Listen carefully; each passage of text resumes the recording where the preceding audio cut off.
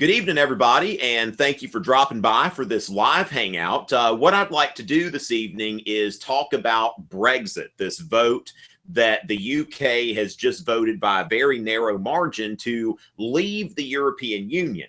And what I want to go into is, what does this mean for Europe? And even more specifically, what does this mean for the UK? And of course, to a lot of people in my American audience, you might be thinking, okay, what is exactly the UK? We hear about England and Scotland and, all of that kind of stuff. And what does this mean? I mean, are they, as a teacher, a lot of times I'll refer to the whole thing as England even. So, we'll talk about what the UK is, what the vote meant, what it means for the EU, and specifically what it means for Scotland, because I've got a guest here. This is Mr. Colin Baker, who also, like me, teaches AP European History. He is on the test development committee for that subject, and he teaches at Blacksburg High School in Virginia. And he is a native of Scotland. So he's going to kind of give us a bit of expertise. He moved here at some point ago. Colin, why don't you tell us a little bit about yourself? Hi, yeah, so I came here 20 years ago, graduated from University of Edinburgh, came here 20 years ago to get a master's degree in Old Dominion University, got my teaching degree there, and now I work in Blacksburg High School in Western Virginia. All right. So Colin, let's go ahead and start with the basics. Like, what exactly is the UK and what is Scotland's place in it? I see that you've got a lot of flags right there by you. And what does all of that mean? What exactly are you, as far as being from Scotland? Where does that place you in the world and in the context of the UK? Yeah, so actually the full name of my country that's on my British passport is the United Kingdom of Great Britain and Northern Ireland. So the UK consists of Britain, which is Scotland, England, and Wales, plus Northern Ireland. And so together they make up the UK. So Britain is actually the mainland, Northern Ireland is the addition on in Ireland itself. And I think a lot of British people see themselves in a way as mongrels. The families have mixtures of we all have Scots, English, Irish, and Welsh somewhere in our family. Even people who have lived their whole life in Scotland, for example, invariably have connections to at least one of the other parts of the UK. So these flags kind of I see myself as Scottish, but I also see myself very much as British. And I'm actually proud of being a European as well. So none of these things I see as exclusive to each other. Now, Colin, you mind just kind of showing us those flags there and how we've got, you've got the UK flag, which is a combination of the flags of England and Scotland, and some of those in there for Ireland, right? Yes, that's the red stripe, the diagonal stripe is for Ireland. So the cross of St. George is the red and white one in the middle. Then you've got the blue in the back with the white diagonal is St. Andrew's cross. And then you've got a little bit of red there for the Irish, and there must be something Welsh in there as well. But okay, this is the EU flag. Originally has 15. Well, of course, had 6 members. Then they went to up to 15, and they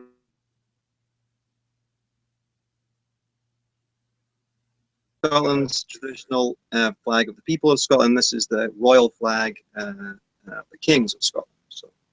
Okay, so and just so everybody can kind of see on the map here, I've got something just to go ahead and share with y'all. And this has got the United Kingdom. So, of course, this island here is Britain. So if you are from England or Wales or Scotland, then you are, Scottish or Welsh or English and also British. And then Correct. there is Northern Ireland, which is the predominantly Protestant, part of Ireland that when Ireland became independent, opted to stay in as part of the United Kingdom. Now, of course, in this referendum, Northern Ireland and Scotland both voted to remain in the EU, whereas England and Wales both voted to leave. Now, Yep.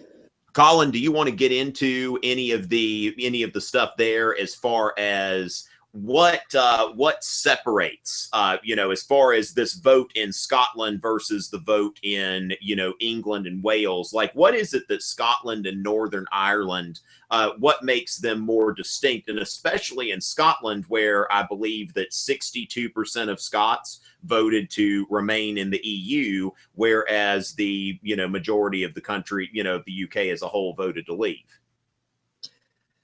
Yeah, well, the UK as a whole, the vote was very dependent on age and kind of educational or financial status. The younger people wanted to remain, and the more educated people, I guess, also wanted to remain. But there's also another dynamic going on in the kind of Celtic fringe, Scotland, Ireland, and even Wales was pretty close. It was very close to 50-50.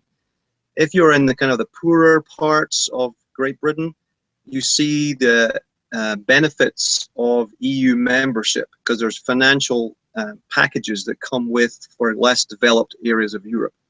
And so generally on the fringes of Europe, Scotland and Northern Ireland particularly have benefited a lot from EU loans and programs and subsidies, and less because it's further away from, particularly from the Channel and from the heart of Europe, there's less, I would say, proportionally less immigrants, so they get more of the benefits and less of, I guess, the hassles of being in the EU. So that's why Scotland particularly, because it's further away from the heart of Europe, sees itself as a net gainer from definitely being in the EU.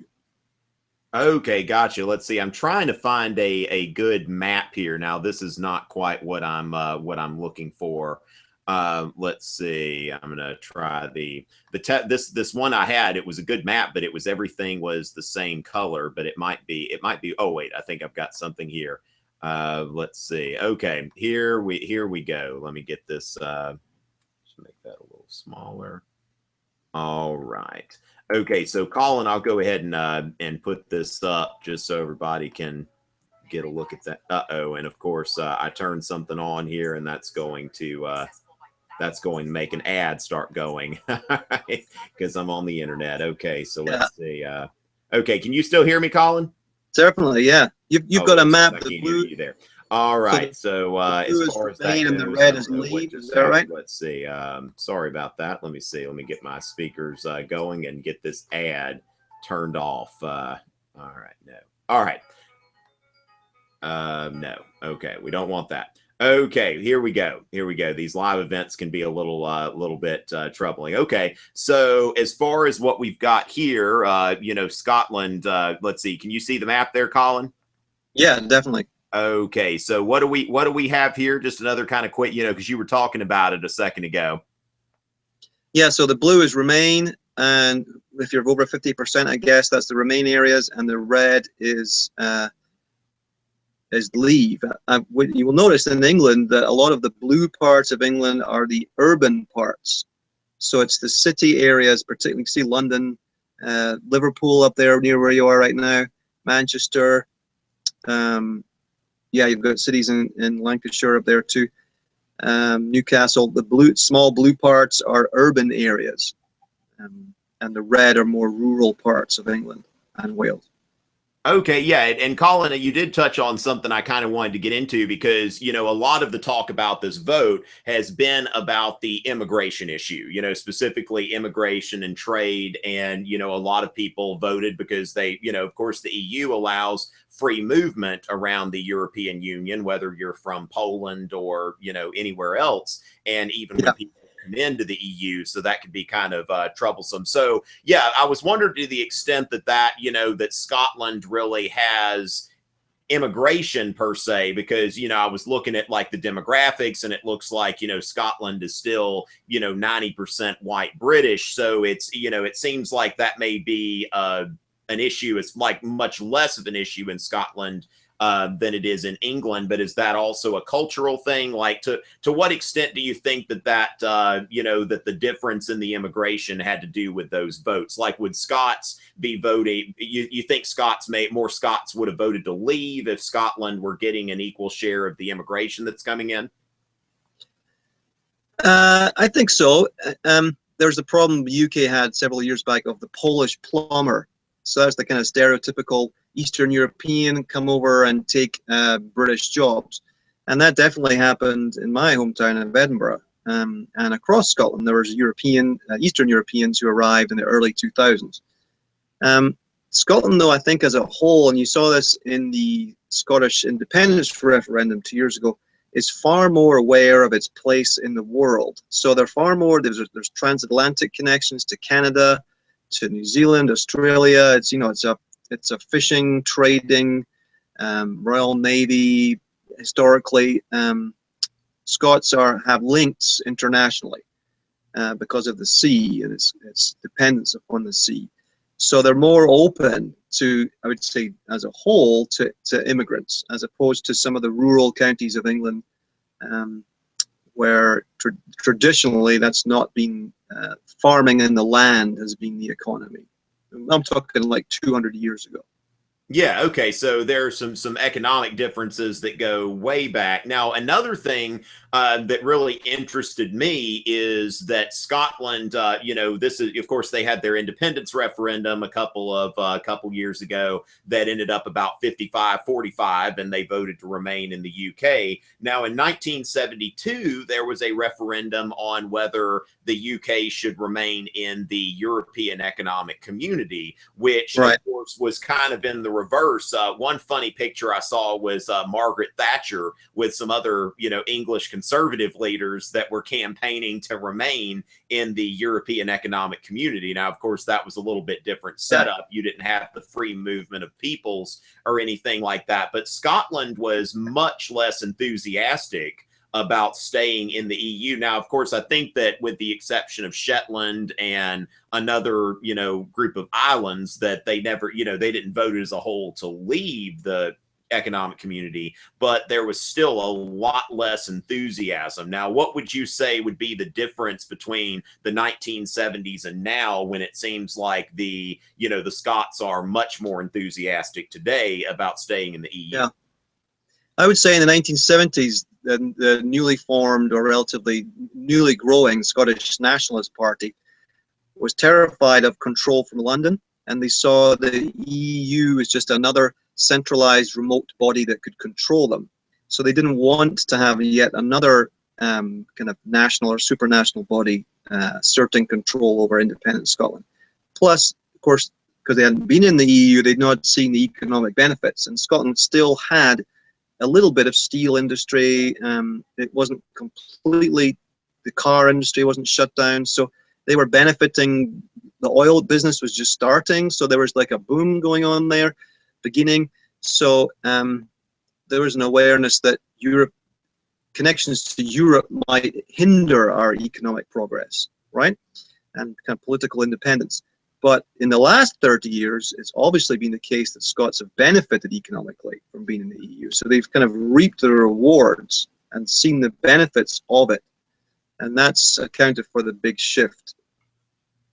Okay, gotcha. And so Scotland has, you know, seen more, at least in the eyes of the average Scot, sees more of the benefits of being in the EU than your average, you know, Englishman, especially rural Englishman. Now, one thing, you know, I kind of want to talk about this independent stuff, because when it comes down to it, it looks like, you know, you hear a lot of talk right now of a possible second independence referendum. And it really seems to me like what, you know, correct me if I'm misreading you, but no matter what the vote is or what the situation is, you know, Scotland, like any other people group, they're trying to get the best deal for Scotland. And right now that seems to be, you know, in the UK and in the EU. And it looks like Scotland is in a position now where they may have to make a choice. And so I'm kind of wondering, like, you know, what are your, you know, if you had to project, do you think that, you know, what do you think about the possibility of another independence referendum in Scotland? And how could you see that going, and for what reasons would Scotland either vote to leave the UK or to remain in the UK? Scotland, the 55-45 vote that was 2 years ago, a lot of just like the Brexit vote, a lot of it hinged on what's the best economically. I think actually I would say Brexit hinged for many people on the Leave side with emotional issues and immigration, but for the people who are voting Remain, it was mainly an economic. And the same ultimately why 2 years ago Scots voted to say no to the independence referendum is because they saw their future as better off by remaining part of united Great Britain. Now that Britain's going to leave the EU, Scots will see that that's a game changer, because now the British economy is going to be weaker. We're going to lose access to the free market, perhaps. It might threaten jobs in the financial sector. Edinburgh, the capital of Scotland, is the second biggest financial centre in Britain outside of London. Now, London, is an international financial centre, dwarfs everything else, rivals New York and Shanghai. But nevertheless, Edinburgh is an important financial centre too. And so if Scotland's going to lose that because we're no longer in the EU, I think enough people, and polls have certainly shown this even in the last week, the 45% who wanted independence 2 years ago, the polling now is, depending on which poll you read, 51, 54, 59, 60% want to leave, want to say yes to independence from Great Britain. And those few percentage that have switched their mind is almost, I would say, almost all because of economic reasons. So it's going to be a huge shift. Now, when is it going to happen is another question, because none of that can really happen until Brexit has been negotiated, and that's a complicated. How long will that take? But I see Scotland within 5 years, perhaps, and certainly a famous British Labour Party politician was on the news today saying that she sees again within 5 years the UK breaking up, Britain breaking apart, and Scotland becoming independent within about 5 years. Okay, now is it going to matter? And I guess that's inevitable that it would matter. But if the leadership, parliamentary leadership, were able to negotiate a deal with Europe where there is still free trade, we see the pound stabilize and all of that kind of stuff. Of course, if they had an election today, I could definitely see like a 60-40, leave the UK, but. I mean, do you think that could change if everything just is Scotland more concerned about economic stability? And if that ends up being present after Brexit, do you think that would influence Scots just kind of like, let's just stay where we are? It really, a lot of it depends on the negotiated Brexit, because if Scotland does not have access to the free market, and the EU leaders, or the European Commission leader Juncker and others, are saying that we can't do any pre-Brexit deals. Britain has to, issue Article 50 and leave. Then we can negotiate, and the basic 4 EU principles of free movement of goods, services, people. There's one more. They all have to be in effect. So Britain can't cherry pick. Oh, we'll have free movement of goods and services, but not free movement of people. We don't like him. We want to control our immigration. The EU has pretty clearly said we're not going to do that. We're not going to let you do that. You can either have all 4 and have access to common market, or in other words, you allow immigration, or you don't and have none. Don't have free market. And if that's the case, it depends on the details, because if that's true, then I think that'll be the game changer for Scotland, because they want to have access to the free market. So if your scenario is true, that Britain can somehow cherry pick what they want from it, then that might change some people's votes in Scotland for independence from Britain. But okay. I suspect that's not going to be the case, and they won't be able to do that.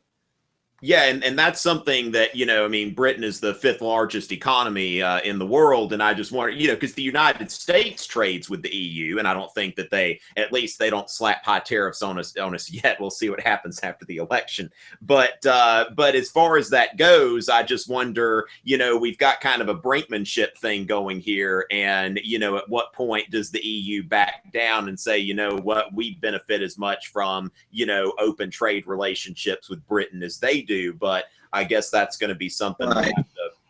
We'll have to look at later, because like as Colin was saying, and one thing those of you watching will want to pay attention to is this Article 50. And this is something that, you know, in the latest EU treaty, and this is invoked by a country that states their intention to leave the EU, which the Brexit vote is really a non-binding referendum, and the British government has to state its intention to leave the EU. And from the timetables we're getting, that they're saying that the Conservative leadership is saying that they may not do that until after the first of the year. And so the EU saying that they won't do anything about that, you know, until they actually formally invoke Article 50.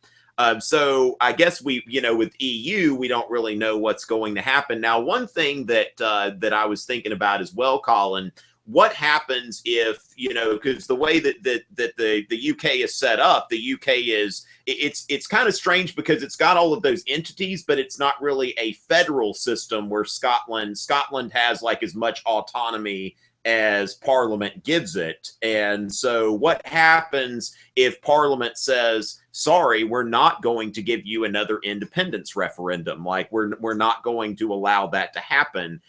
Where does that go? Well, that's true. The last time it was allowed an independence referendum in Scotland.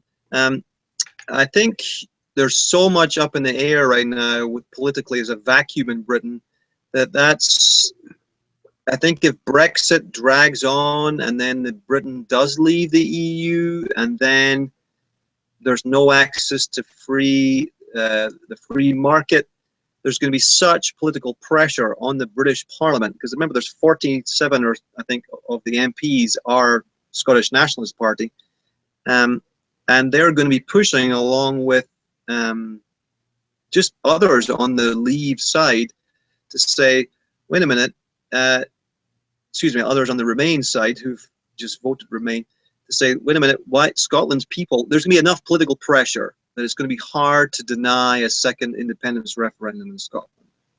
Okay. If Brexit applications aren't cherry picked. Okay, so you think that that the scenario where Parliament just says no, we're not going to give you another independence referendum is not really a big possibility. Now another thing, and you said this a second ago, you know, if Britain leaves the EU. So what are your, what are your forecasts? I mean, because we do see a lot of things here that they haven't formally invoked Article 50 and all of that kind of stuff. Do you have any predictions, like, you know, percentage wise, if you had to say, like, what would be the percent chance if you had to forecast that Britain will actually, you know, that the Parliament will actually not invoke Article 50 and Britain will end up staying in the EU? Right, that's a great, and there's a fantastic link, and maybe I'll try and find it for you, but it's on, if you look on bbc.com, it came out today, it's called Can the Law Stop Brexit? Because you're right in what you said earlier, the referendum is not legally binding. There is, it's part of a 1972 Act of Parliament to join the EU, so Britain, in order to change its law, has to scrap that 1972 law and reenact a new Act of Parliament to leave the EU. So although all these, you know, ever many 6 million people have voted to leave, that's the one, it still requires an act of 2/3 of the members of Parliament will not vote for that new act. Or at least are in the Remain camp. Now, a lot of pressure will be on them to kind of follow the will of the people who voted for Brexit and to change, even though they're personally in favor of remaining. Enough of them might feel that we do have to pass this new law and leave. And of course, the law has to be brought forward and voted on, and that depends on who's the Prime Minister, because it's not going to be David Cameron. That depends a lot on the leader. Will there be a new general election in Britain? That's a possibility too. This BBC article talks basically into 3 areas. Can the law stop Brexit? Article 50, when is that going to be enacted? Because the EU wants enacted now to kind of do like a quickie divorce and reduce the tension and reduce the instability and shorten the period to 2 years as short as possible. but is there the political will, or when will the timing be? Britain doesn't have to do that. It could take a year or more to decide to before it invokes Article 50. And then there's a law that has to be passed. That could take another X number of months. The second part of this article says that actually the Scottish Parliament could decide to try and block a British Parliament vote on Article 50, on leaving the EU. And then there's the issue of, well, actually, if there is a finally Article 50 is issued and there's a new law in Parliament that has to be voted on, Britain's then doing the deals with the EU, the new Prime Minister. Another issue is, what sort of deal does Britain get? Because it's such a critically important, shouldn't that then be the subject of a second referendum? Not a remain or a leave, but is this deal acceptable for us to leave?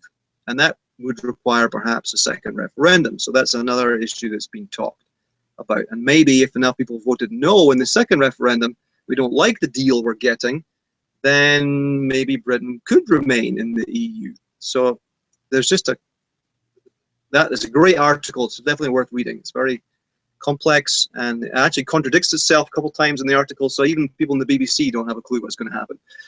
Yeah, and that seems, now one thing that I'm seeing, Colin, I'm starting to follow this, this conservative leadership election, which those of you watching, make sure you are watching this because, I mean, there's some Godfather style stuff going on here that the two top Remain campaigners, Boris Johnson and Michael Gove, they were appearing everywhere together. And Michael Gove, the Johnson camp was saying Michael Gove's going to be our campaign manager. And Michael Gove said that I don't want to be prime minister. I don't even have the right temperament to be prime minister. Right. And then, today he just comes out of nowhere and says that he's throwing his hat in the ring. And then Boris came out, who was the favorite, and said that he's not running. And so this is getting very, very interesting. Y'all should definitely be taking a look at this. But the reason I bring that up is it seems to me that, I've actually been looking at what all of these leadership contenders are saying, and at least two, I think out of the five, that there are two of them that voted Remain, but they both said in their speeches today that they are committed to enacting the will of the people. So it seems to me like the ruling Conservative Party is, going with the Brexit, no matter how they voted. But at the same time, if they're conservative backbenchers, it would only take a handful to get together with, I guess, the Scottish National Party and all of that. So, yeah, we really don't know what's going to happen. Now, Colin, this is where, I kind of, I guess, put you on the spot and just ask you, okay, can Scotland be an independent country? I mean, now, you're very, and everybody I meet from Scotland's very proud to be from Scotland. And, what I'm seeing here, though, is I look and I see a country of about 5 million people, which the Netherlands is considered a small country with 17 million people. So, practically I don't even know. I might look and see if there are any countries in the EU that are smaller than Scotland. But, could Scotland exist as an independent country? Oh, yeah, there's plenty of countries in the EU, like Lithuania. There are some really small ones. Could Scotland be an independent part of the EU? Definitely. Would it be as strong economically as it is remaining within Britain? No, but if Britain left the EU, then is it a better economic choice? That's what a lot of people are going to decide. Well, maybe yes. And so that's why this Brexit is linked to the integrity of the United Kingdom of Britain itself, because I think enough people will decide that Scotland's better off in a bigger Europe than a smaller Britain. Okay, yeah, and I'm actually seeing some stuff here just to kind of underscore that. Let's see. I'm going to go ahead and pull this up. And what we see here now, of course, Ireland is about the same. So Scotland and Ireland have about the same population, and Ireland is, of course, part of the EU. And then you've got, Croatia, Lithuania. You've got these countries here. So there are some. Right. So Denmark is about the same size. So by these standards, Scotland would not be the smallest. Certainly not.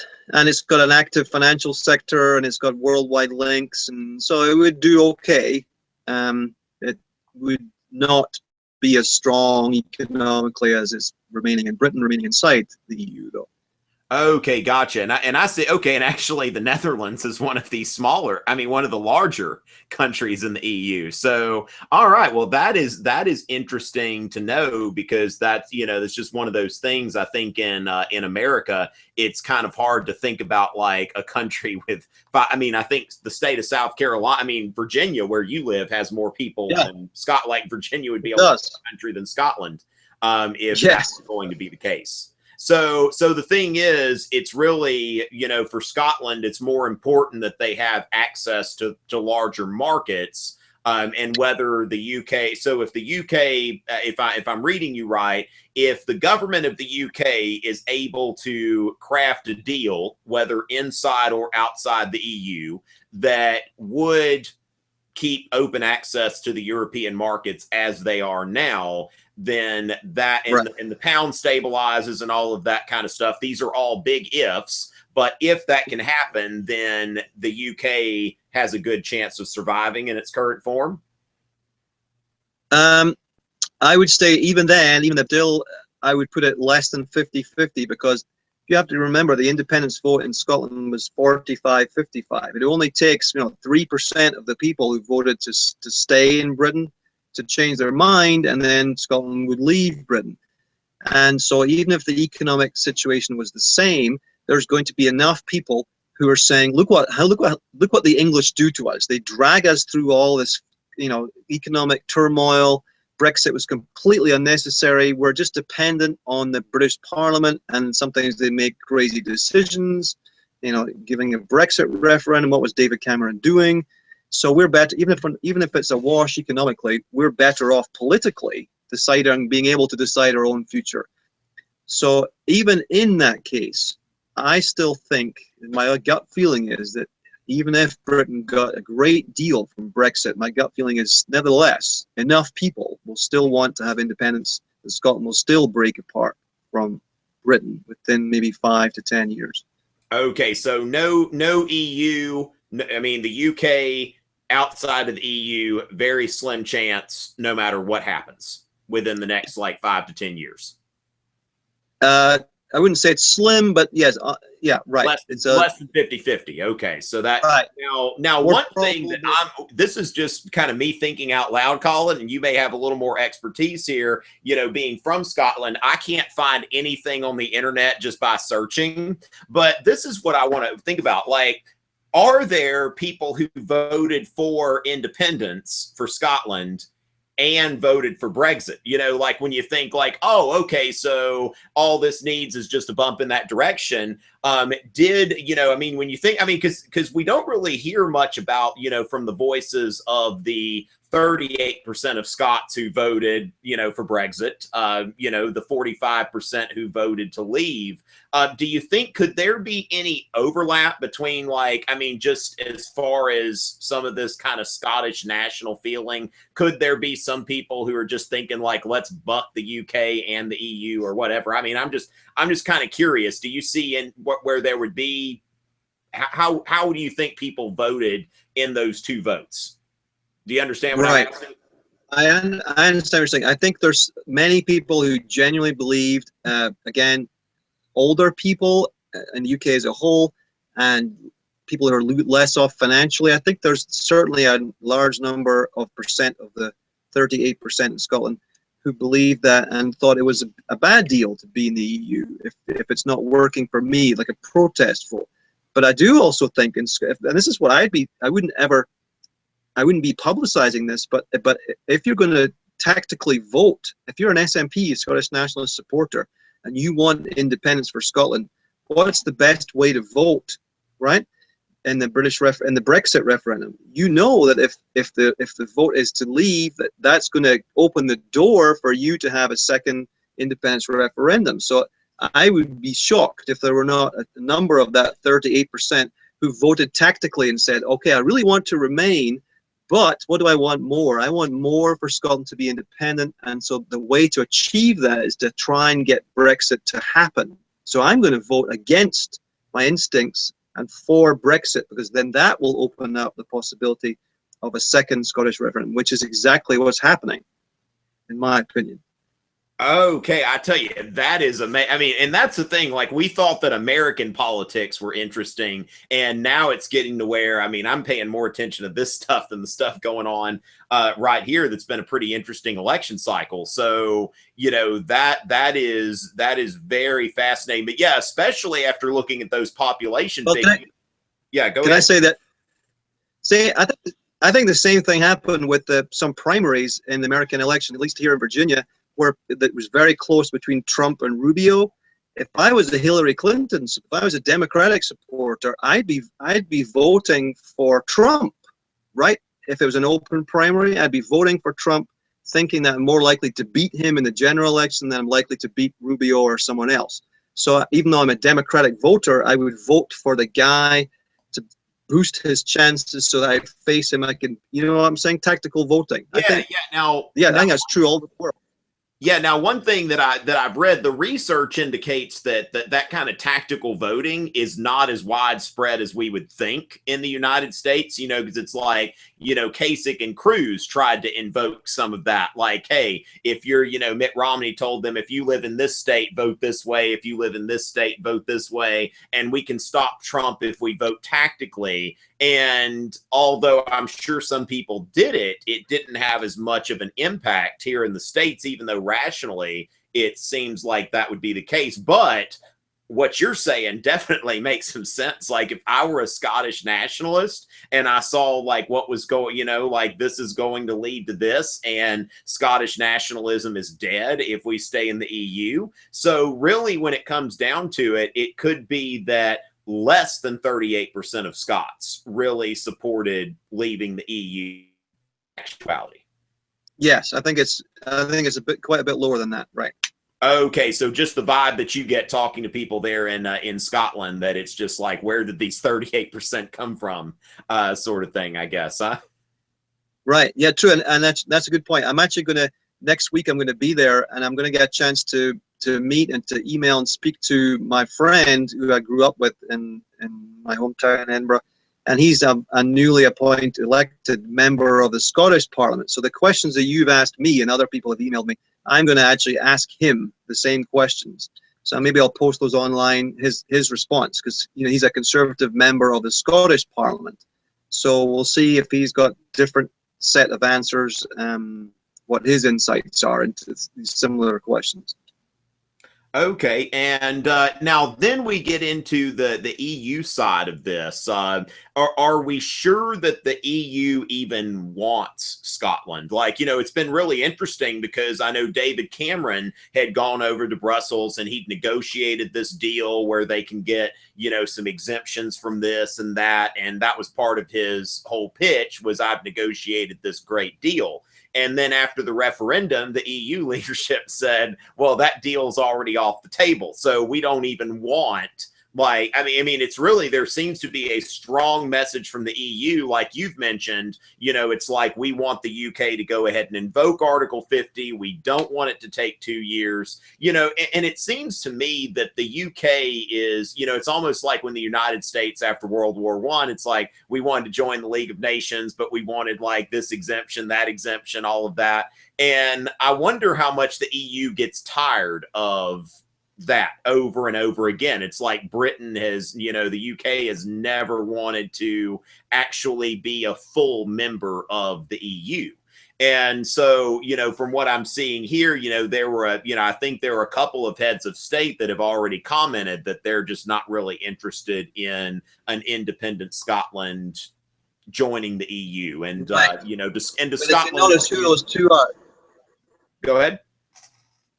Right. If you notice who those two of those were, I think you're talking about France and Spain. If I was a Spanish prime minister, Spanish foreign minister, negotiator, I would not be welcoming any part of any national country, Britain, to subdivide, because Spain, of course, has got its own issues with Catalonia and with the Basques. Okay. So there's no way that they're going to encourage independence movements in places like Scotland. It really depends when you say the EU thinks this. It really depends which EU country you're talking about, because yes, there is a collective feeling in the EU, this was terrible, why did Britain do this? It's a shame, we need to stabilize generally. But then there's, because after all, the EU does not want other parts like Greece or I don't know, Sweden, anywhere, anyone else to break away, and it doesn't want Brexit to spread. So it's trying to contain the damage by being as tough as possible and saying, no, we can't do any sweetening deals, you can't negotiate beforehand, you've got to invoke Article 50. And the reason the EU is doing that is self-preservation. It doesn't want Brexit to be contagious and spread to other parts, so the others leave the EU and cripple it. But okay, yeah, and that's see, one issue.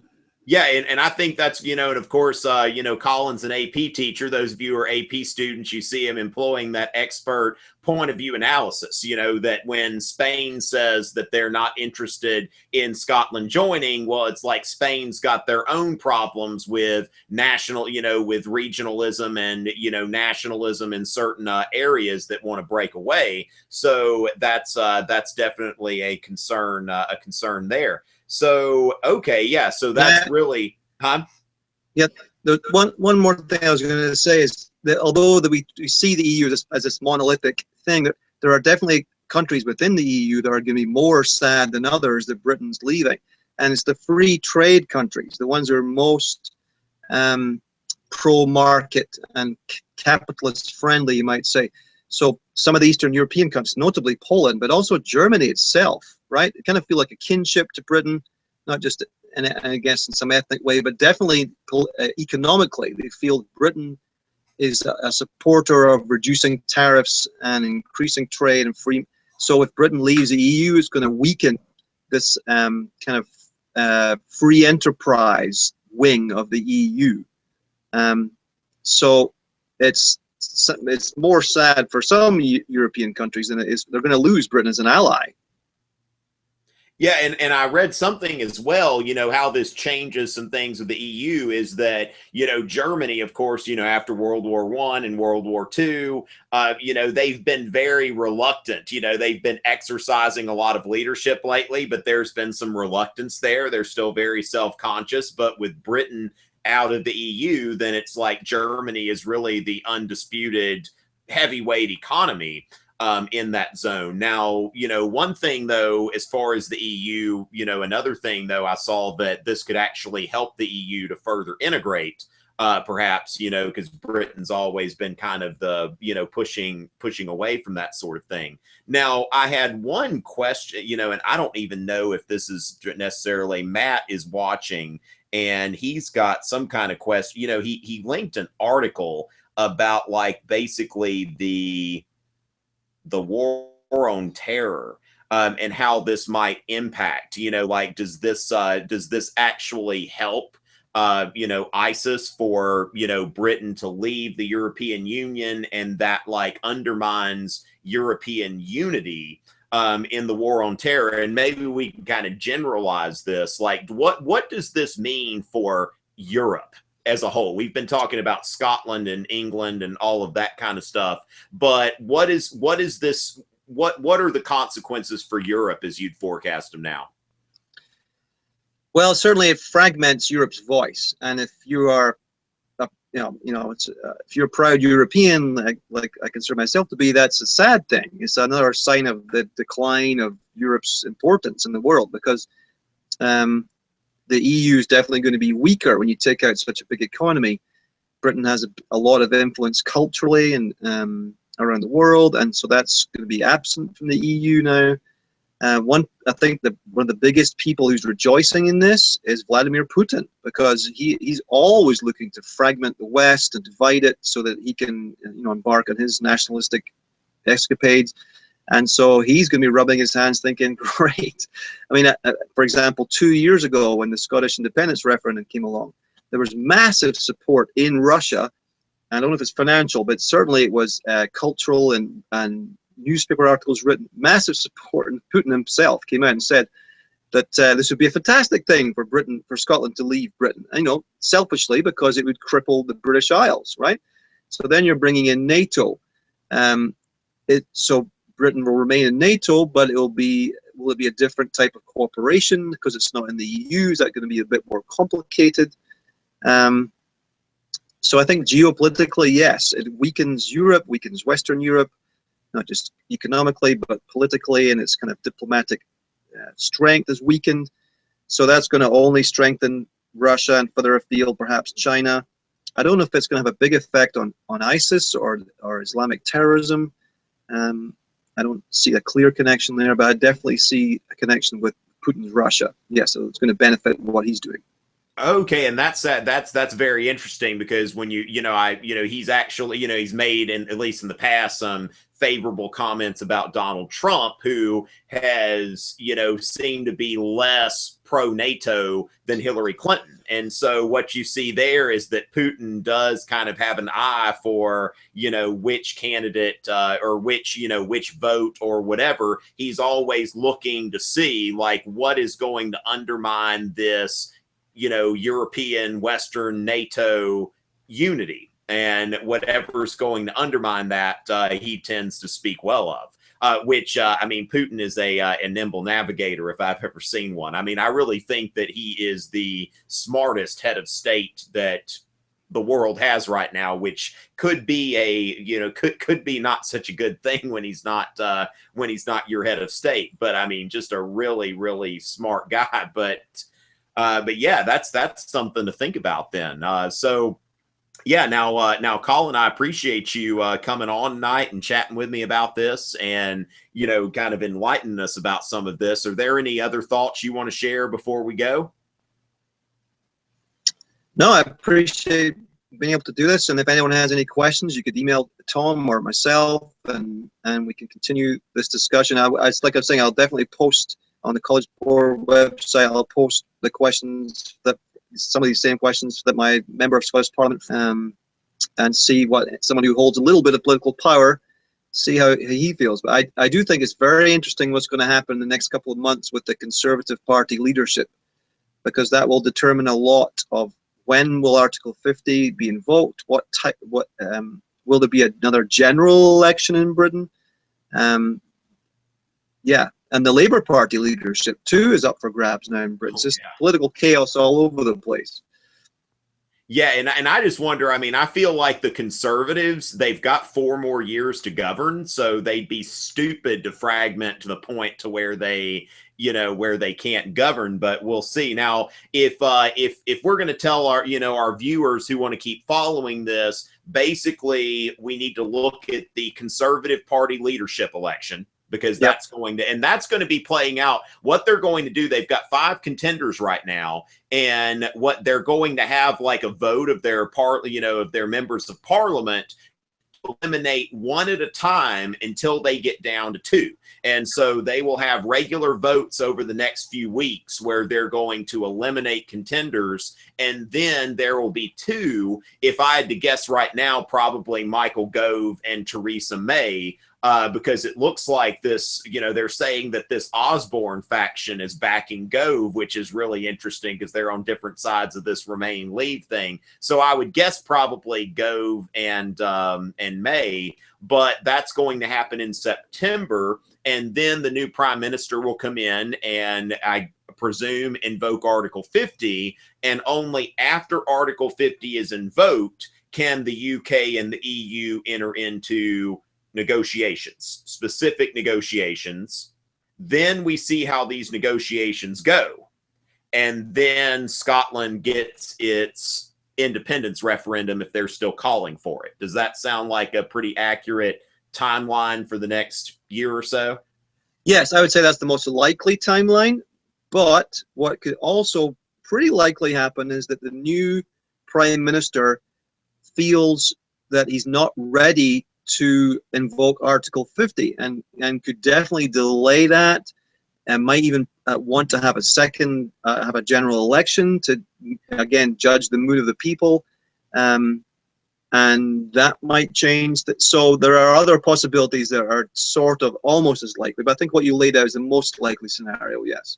Okay, and yeah, that's the thing, that like some of my scenario counts on people being rational, which we Yeah, can't really always right. count on, and especially you know, from your perspective with this Brexit vote. So that's 1.9% of the population, I wouldn't call that vote rational. No, yeah, but you and know, it's yeah, democracy. yeah, so I mean, yeah, democracy, right?